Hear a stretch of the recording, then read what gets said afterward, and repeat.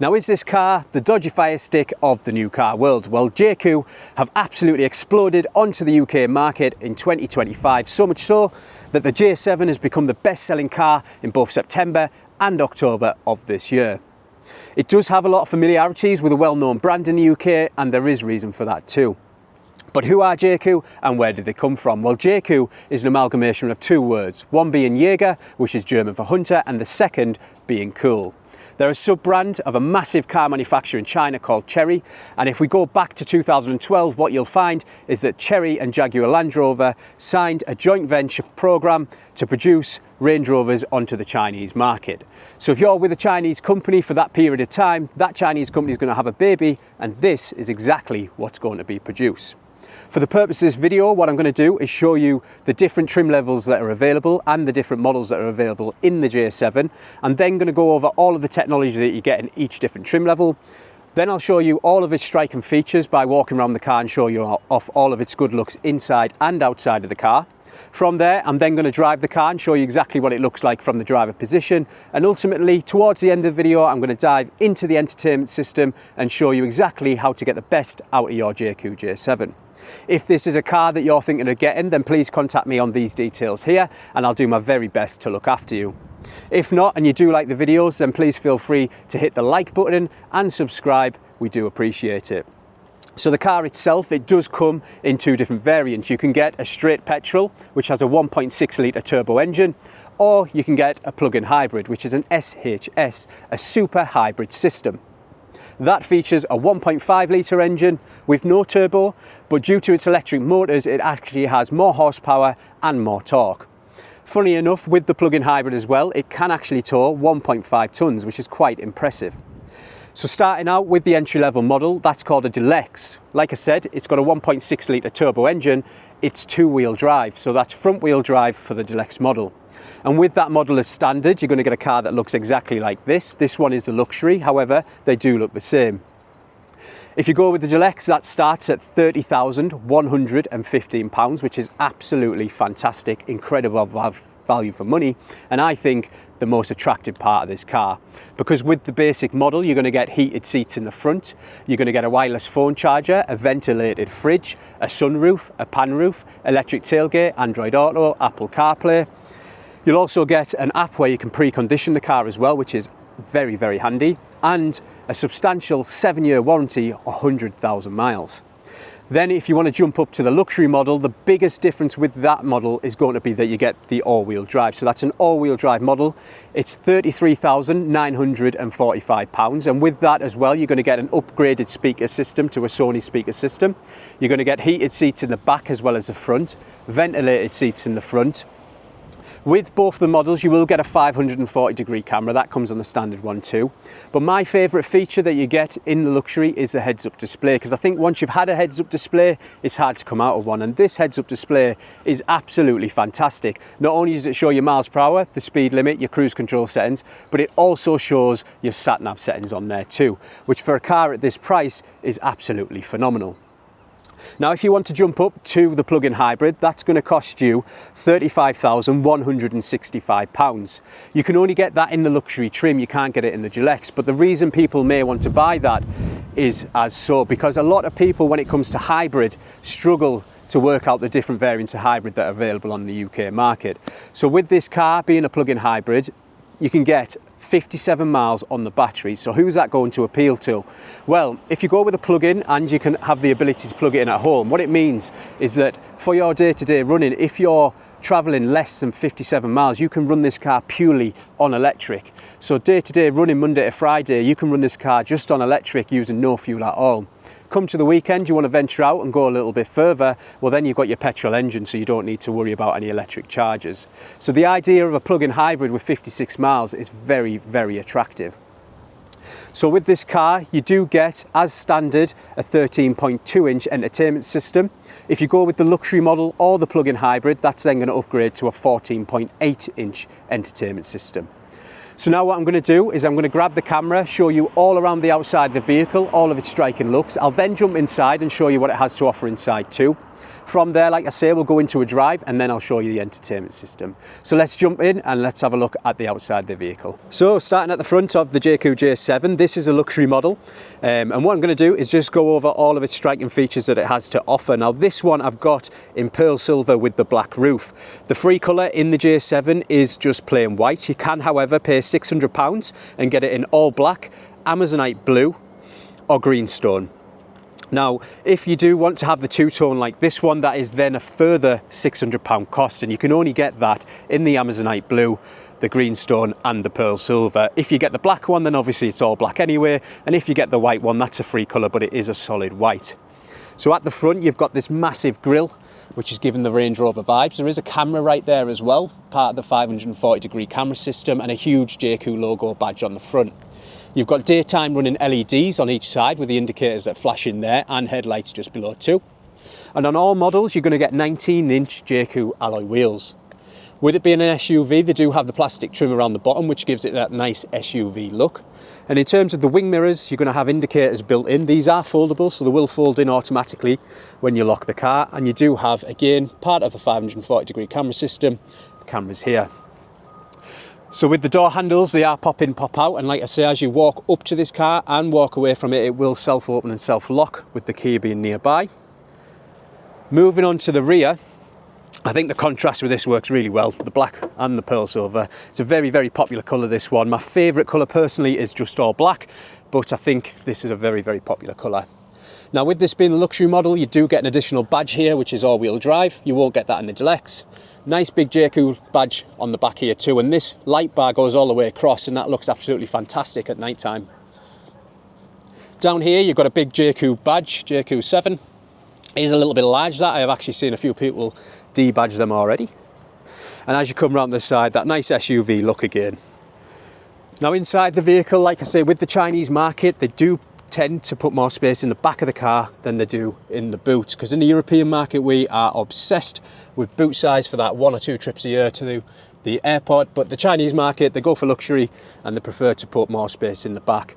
You've got these nice door handles on here and ambient lighting running across, and these materials all feel nice. There's nothing really cheap about the way that this is made. It's, for its price point, it's surprising how well it has been built.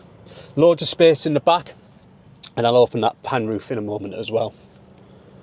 The ambient lighting looks really nice at night time. It's very, very bright, and you can change all the colours on that. I will be showing you that on the entertainment system. In terms of the boot, it is electric, both up and down. Try that again. So 500 litres of storage, and that's across all 3 trim levels. So it's a nice decent sized boot, to be honest. You do have the retractable parcel shelf as well. So in terms of the boot, it's electric up and down. You can operate off the key. Also, if you walk to the back of the car, it will sense that you're walking to it and stand near it. It will automatically open as well. Instead of a kick motion, it just senses that you go near it and it will open automatically. A bit of hiccup from my camera there, but jumping into the driver's seat, one of the most important parts. Down here, you've got lumbar support for the driver, backrest support, and then it's up, down, left and right on the seat. All electric for both the driver and the passenger.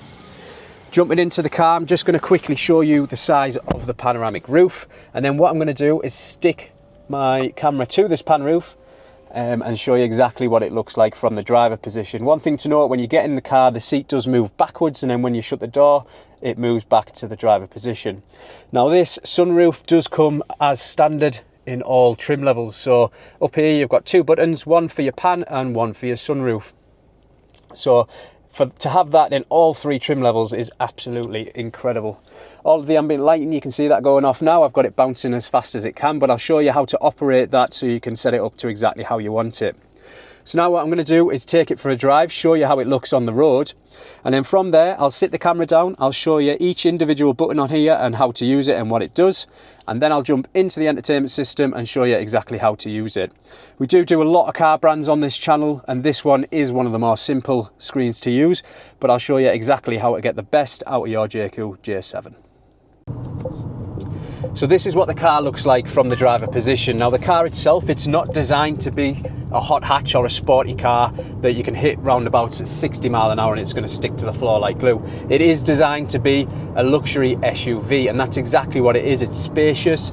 As standard, you're getting things like a pan roof and a sunroof, a wireless phone charger, integrated maps, Apple CarPlay, Android Auto, electric tailgate, the list goes on. But the car drives really, really well, and with the 1.6 litre turbo that I've got in the all-wheel drive, if you need it to shift, it will. But like I say, it isn't designed to be the fastest car on the road. It is designed just to be a comfortable cruiser, if I could best describe it. But this is what it looks like when you're in the car, and like I say, it can shift if you need it to as well. It has got that power behind it. The engine noise is quite high in the car. The one thing that I've noticed compared to the Tucson and the Kia Sportage, where a lot of their models are self-charging hybrids now, they do have batteries, which ultimately makes it a little bit quieter. So if you go with the plug-in hybrid, which is a car that I'm going to get next to do a video on, then that will be a lot quieter than this one. But with it having a turbo, it does have quite a bit of noise to it as well. Try and put my foot down a little bit, and that's what you can see. So there's your integrated maps as well and your wireless phone charger. And if we pop onto the home screen here, one thing you'll note is when you indicate, your cameras pop up automatically. So if you click on the cameras, it will mention that you can only put them on when you're doing less than 18 miles an hour. So as I approach this, I'll show you how that looks on the screen. The heads-up display, by the way, is absolutely fantastic. You can have it in either white or in blue, and that's going to show you your mile per hour, speed limit, cruise control settings, maps when you set up navigation as well, and also it shows you blind spot monitoring too. Opening the navigation. The car itself, it does have features to talk to it, so when you say certain words, it picks up your voice, and then, like I was speaking about navigation there, it's just turned the navigation on, but there is keywords to do that. One thing you might not be familiar with is this here. Now that is the driver awareness system, so what that does is it monitors you, and if you're not looking at the road enough or you're feeling a bit tired, it'll actually tell you and tell you to take a break. There is options in the car to turn these features off, so if you don't want it to beep when you're going over the speed limit, you can click that one there, and if you don't want it to do the lane assist, you just click that one there. Now with the cameras, like I said, they will come on automatically when you indicate, and it gives you this incredible 540 degree view, a bird's eye view here too, and if you're approaching in traffic and you do want to see just in front of you, you can zoom in right to the front of the car there, or the rear as well. With the lane departure, it is enabled every single time you turn the car on. So basically the quickest way to do that as we approach back into our garage is, all you're going to do is swipe down at the top, and then you see these here. So that's your slow warning, and that's just muting it and unmuting it. This is your lane departure here. So if you want that off, swipe down, click on that one there, and that'll turn it off. If you want the distraction notice to come off as well, it's just that one there. So you can turn them features off. However, it's UK regulations. With all of these cars, they are automatically on as standard.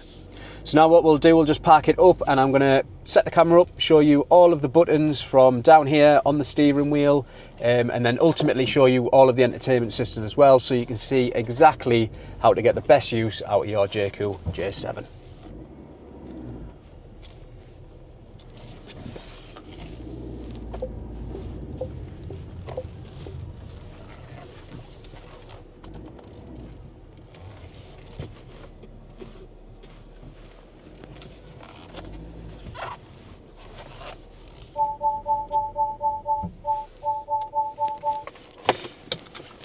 So now let's go through the entertainment system and all of the buttons that the Jaecoo 7 has to offer. Now to get the best use out of your car, I'm going to show you all the different settings and also all of the different features inside the multimedia system, and I'm quickly going to run over all the different buttons available. Starting off with a key, it is a very premium feeling key, and the only downfall is there is no key loop on here, so you might have to get a case for it to put it on your key set, but it does feel very nice. Obviously you've got your normal buttons being your unlock, your lock, opening the boot, it is electronic both up and down. But this button here at the bottom, not many people know about it. If you press and hold that within 15 metres of your car, what that'll do is precondition it to the last heated setting. So you will hear the car turn on, it will precondition it. The car won't be unlocked, but it will be turned on. And the idea of that is that if you forgot to do it on your app, then basically you can hold that button down. You do have to hold it for 5 to 10 seconds. Turns the car on, heats it up, defrosts it in the winter. So it's a very nice little feature to have. Now in the car itself, you've got a wireless charger here with ventilation. This side is just a phone holder, and this side is your wireless phone charger. You've got heated seats for the driver and the passenger, hazard lights, front demister, air conditioning, and you can turn the multimedia system off by just pressing this button here. Two nice big cup holders, and one of the most interesting things I've seen so far is, of course, a tissue dispenser as well. You get a nice little pocket up here to hold coins and keys, and then down there plenty of storage, and that little thing right there is actually a ventilation spot. So once you've had the car on a while, what it does is it blows cold air into there and it acts like a fridge. Now it's not electronic, so it's not instantly cold, but it's a feature they didn't have to do, but they did anyway, so it's very, very nice of Jaecoo. In terms of the buttons on the steering wheel, of course, you've got a nice big Jaecoo badge here. This is the infrared monitor, so you can see the lights popping up there. Basically, what that's going to do is monitor your face, and if you're tired, it's going to tell you off. These buttons here are navigate around the system and control the cruise control settings. This one is to set your cruise control and also your self-steering. This one's your limiter, so you can limit your speed. Talk to the car, volume up and down, radios, station left and right, or skip songs, and then your favourites button, you can program that to whatever you like, so it pops up with your favourites. In terms of what's on the driver display here, we've got your fuel consumption data is on here, your fuel that you've got left, miles per hour, what drive mode you're in up top there as well, and a few different bits of information that may be handy, but not too much to overcomplicate things. And if you can see there, you've got a heads-up display. Now that's very bright. You can adjust that as well, which I'll show you in a moment. And it does as well show your navigation, which I think is absolutely fantastic for a car of this price. The gear selector is very easy to use. All you're going to do is pull it down. That'll take you to drive, push it up, and that'll go into reverse and show you the cameras. I will go into detail with them cameras in just a moment. If you ever need neutral, all you do is halfway from where you are. So follow the light. If you're in reverse, halfway down, takes you to neutral. If you're in drive, halfway up, and then you're into neutral. You will feel it on the gear selector. It's like 2 clicks, so just have a play with that and you get used to it. Now these here, if you ever go into that mode by accident, what you've done is you've pressed the button on the side here and you pulled it across, and what that does is it takes you into manual gears, so you can shift gears up and down manually. So all you need to do for that is just press that button on the side with a little M on it, and that'll take you into my manual gear selection. So now the main thing is the screen in front. Now I've done a lot of reviews on many different cars that can be quite complicated in terms of what you have on the screen, but this one is very, very easy to use. So this is the bigger screen, with it being the luxury model, and you do get a few extras. So with this, down below you've got dual climate zone just here, so you can change the climate on each side of the car. If we click the fans in the middle, it's going to bring up your climate section. So with it being the luxury model, you do have a heated steering wheel. In here as well, you can adjust the fans, the air conditioning, the airflow is down the bottom with the front and rear window demisting, synchronized heating, and then if we click onto seats, we'll also find that we've got ventilated seats for both the driver and the passenger, as well as heated seats in the front and heated seats in the rear, which is absolutely fantastic for a car of this price point. Heated seats in the front, back, and ventilated seats in the front is absolutely brilliant.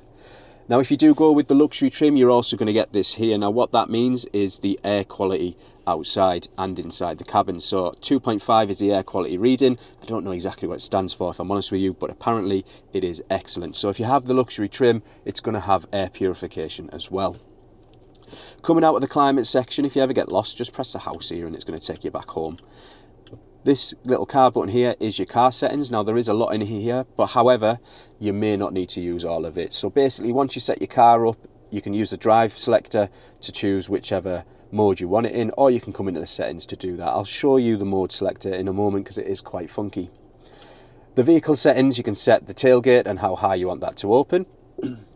Heads up display, you can adjust the brightness on here and also the height. Snow mode means that it's going to turn blue, so hopefully you can make that out in the camera. You can either have it blue or white. Now your driver assist is in here, so if you do need to turn off things like speed limit warnings or your lane assist, you can do it from this section here. Atmosphere lighting or ambient lighting, you can choose all of the colours. Very, very good ambient lighting system here. Hopefully you can make that out as I choose the different colours. So if I want it red, blue, like so. So you can choose from many different colours on there, and it's quite a bright thing. Obviously it's early on here, we've not even started work yet, but at night time it really does brighten up the cabin and make it look quite cool. This one is linked to driving mode, and what that means is if you're in sport mode it'll be red, if you're in eco mode it'll be green, if you're in mud mode I guess it'll be in brown, I've not tried it. But if you have music rhythm on here, what that does is with the ambient lighting, when you've got your music playing, it's then going to go with the music beat. So as your music is playing, it's going to go with the beat of the music. Now, vehicle comfort, obviously you can change all of the settings in here on the car and change all of your seat settings as well. Bluetooth, it's very easy to set up the phone on these cars, so you just literally connect it, and then you can have Apple CarPlay as well. Now, there is a few more settings in there, but nothing that I think you need to know about. The screen itself is very good, very responsive. You've also got a drop down at the top, which is going to give you different options on here too, and that's where you can turn off these two key things what a lot of people turn off. So a lot of people, when they get in the car, they swipe down immediately, and what they're going to do is turn this SLA off, and what that does is it stops the car from beeping at you when you go over the speed limit. However, you shouldn't go over the speed limit anyway. With this one, that's going to turn off your lane departure. It's going to give you this warning. So on all new cars, you have lane departure as standard when you turn the car on.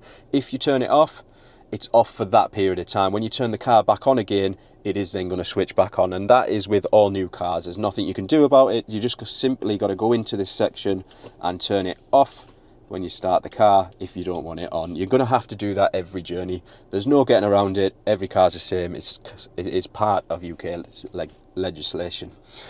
So that is everything for today's video. If you do have any questions, then please drop them down below. I'll try and answer them the best I can.